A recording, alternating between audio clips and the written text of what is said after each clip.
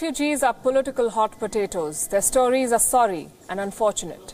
Look at some recent cases. The Essex lorry deaths, 39 Vietnamese nationals risking everything they had to reach London. Refrigerated refugees. They arrived dead. That was late October. 2 weeks ago, police found 41 migrants in another refrigerator truck in Greece. And this week, 25 refugees were found alive, thankfully, in a fridge in the Netherlands. Imagine their plight and the kind of extremes they go to at the risk of life. Then we have Syria, refugees displaced by war.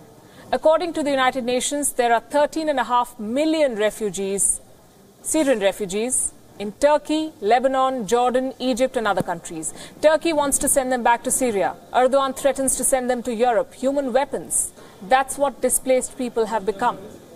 In India, we are debating the NRC, the National Register of Citizens, and the fears of a refugee crisis. I could go on, but here's the thing. Refugees are already a massive problem. Add to it climate refugees. What can and should we do about this? On Wion Edit, that's what we're discussing, because prevention is always better than cure, and the time to prevent climate change is fast running out. According to the Institute for Economics and Peace, natural disasters have left 18 million people homeless in 2017.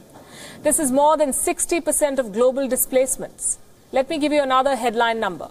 More than 1 billion people live in areas with very high or high climate change exposure.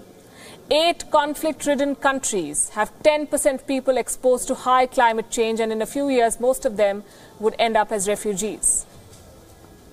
And the magnitude is just one part of this problem. Climate change is a risk multiplier. Natural disasters can trigger wars, conflicts, and unrest. Peace and climate action are not standalone entities. They are related to each other directly. So it's not just the economic cost. The social cost of climate change can change the world as we know it, and for the worse. Resource crunch is not a simple matter. Species have faced extinction because of resource crunch, and human beings, all said and done, are just another species on Earth. So how do we prevent it? The answer lies in the question, who is trying to prevent it? Yes, several countries, including India, have taken steps, but these are baby steps at best. Is climate change a serious political issue anywhere in the world? Extinction Rebellion protests or Greta Thunberg, these are not the answers. They are just the symbols of a conflict on this contentious issue. One camp, the political class, is intent on continuing with the status quo.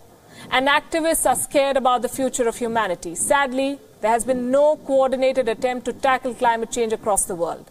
Yes, the wealthy industrialized countries produce the bulk of carbon emissions, and the developing and underdeveloped countries are paying the price. But when people ask questions, the leaders point fingers at each other. The conversation takes an entirely different tone all the time. Developed nations versus developing nations. Economy versus environment. This is not an either-or question.